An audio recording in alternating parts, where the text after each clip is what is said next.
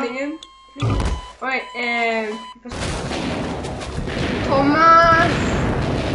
Jeg flyr i flyet, så... Jo, kanskje. Ikke denne.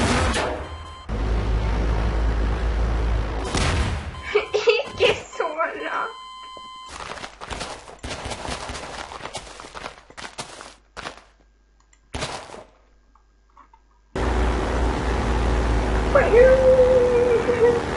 Det er så fint.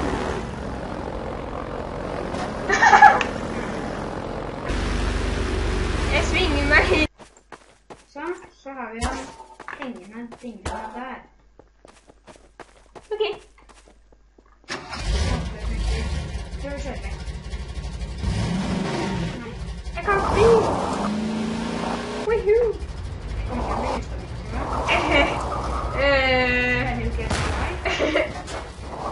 Hæ? Jeg tror vi må ha større mellomrom. Jeg tror du står mellom... Du har krasjet i veggen, og så står du på bakdelen.